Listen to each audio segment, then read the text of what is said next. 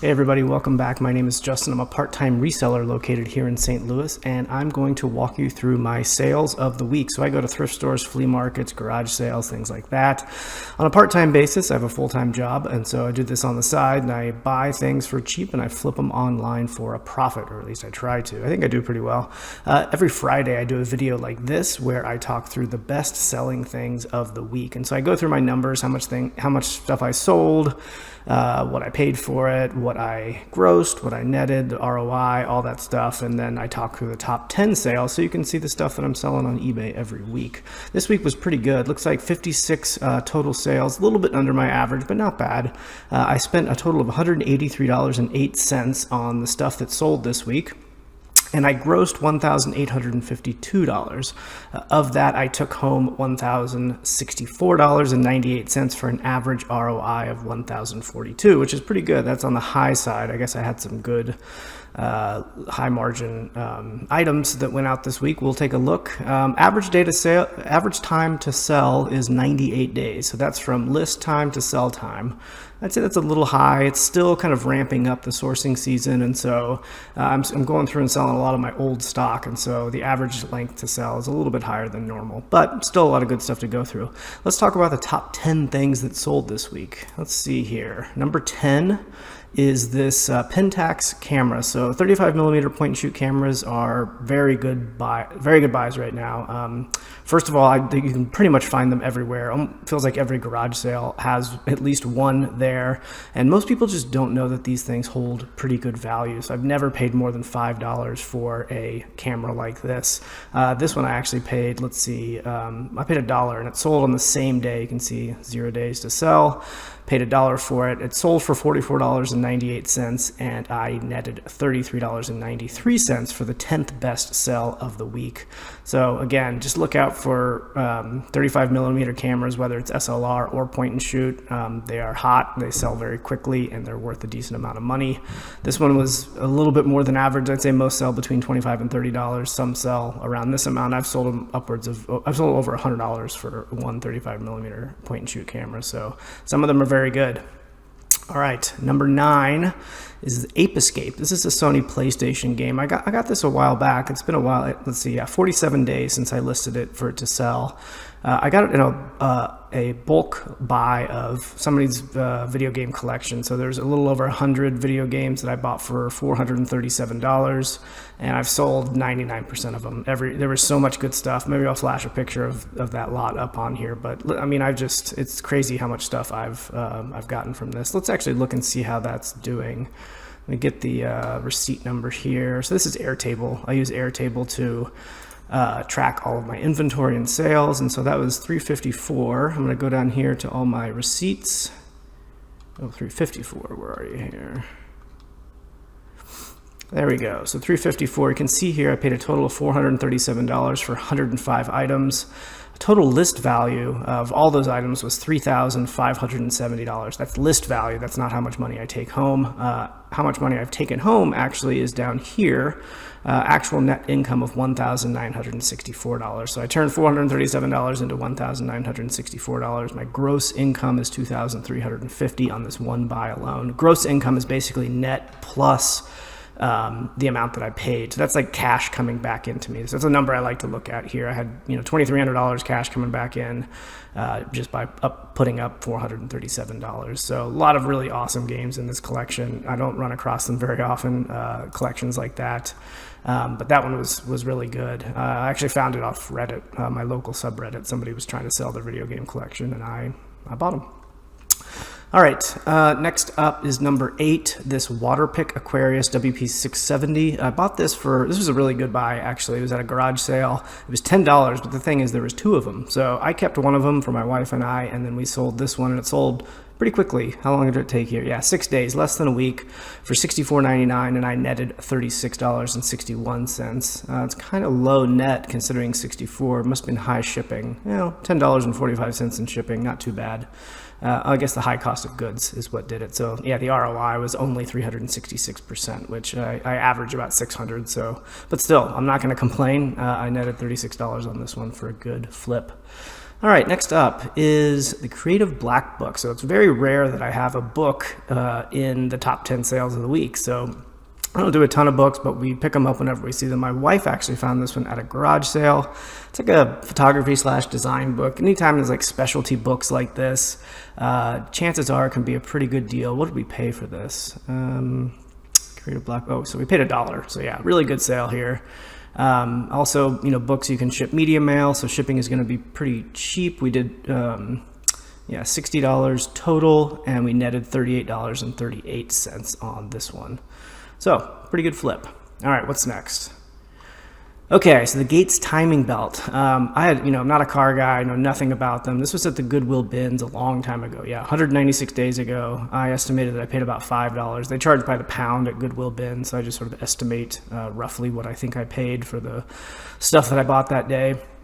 To be honest, I don't even know what a timing belt is. It's something to do with the car and to keep it running. I'm guessing in the engine area. That shows my ignorance on cars.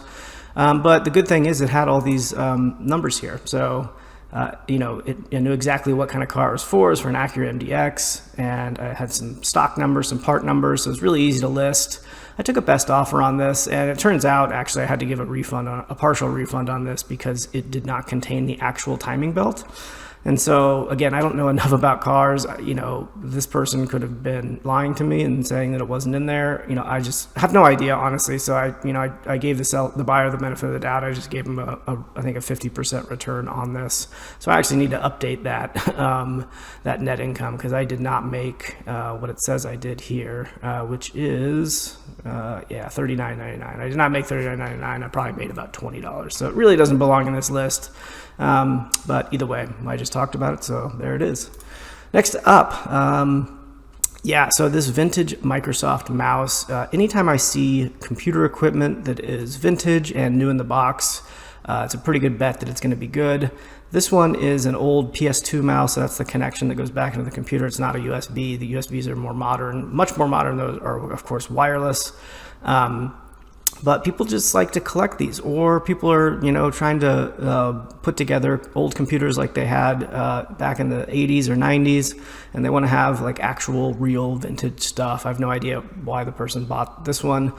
This one is interesting though, because you could see, even though it's brand new, it's a little bit yellowed. So I'm guessing it was sitting out in the sun for some time. I guess maybe that's why it yellowed. But even so, it sold for $59.99, and I netted $41.66, and it looks like I paid $2 for it. It was at a garage sale, and it took 33 days to sell, so not too bad.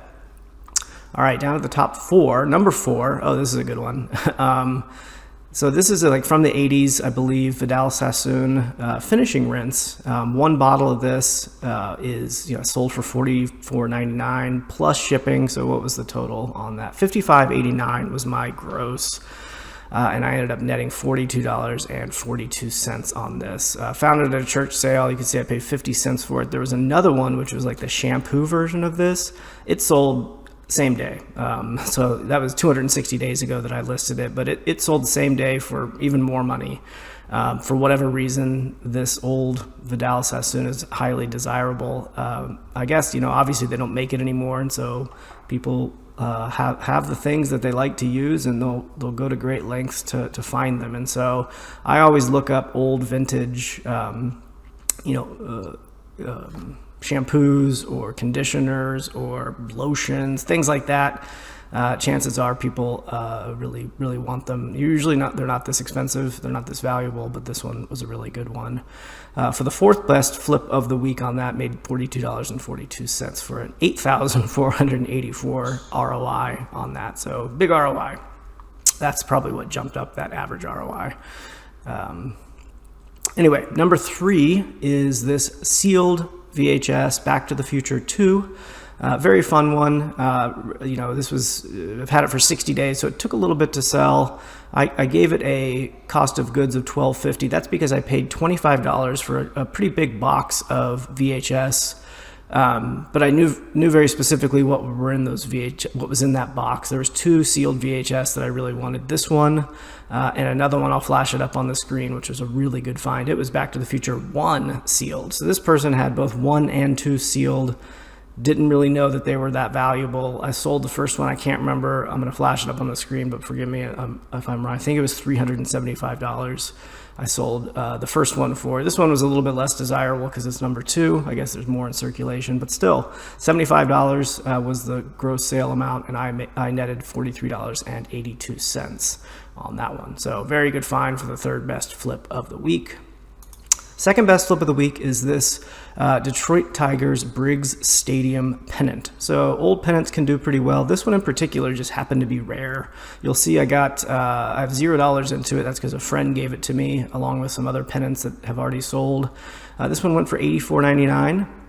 And I netted $52.73, though it took a long time. So this jumped my average days to sale way up because it was 390 days. Had it listed for a long time. Just needed to find the right buyer. It turns out the right buyer was right here in St. Louis. I shipped it like 10 miles away.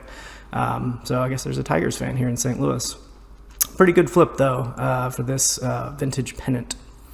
Paid in the butt to ship, though. My wife shipped it, and she was annoyed because we had to ship it flat. So you can imagine. All right, number 1 flip of the week. This is a bizarre one. It sold same day. I have a cost of goods on it of $10, and it sold for $100. This is vintage like curlers. These bendy electric curlers. The brand is Zodos. I bought these actually from another reseller that I met on Reddit who was getting out of the game, wanted to get rid of all their stuff, and so they just let me pick through all of it, and I paid them. I think I paid close to $400 for a ton of stuff, and this is the very first thing to sell from that complete lot. Went for $99 on the same day, and I netted $66.33. Sort of crazy. Their comps were very good. There's very few listed, and there's a lot sold, and so I knew it was going to go quickly, and so I priced it up, and it still went very quickly. It actually had a receipt in here, which I should have taken a picture of it, but the receipt was like a home shopping network purchase in like 1989 or something. So this thing is vintage and old, and it went through a global shipping program, I think, to the UK. So very weird, but that's part of the fun of flipping. I love picking stuff up like this and making a connection with someone halfway across the globe to make them happy with some item that they've been looking for. It's a pretty cool feeling to do that. That's it. That's my week. Pretty good week. Again, I sold 56 things for a total gross of $1,852 and a net of $1,064. So thank you so much. We'll see you next week.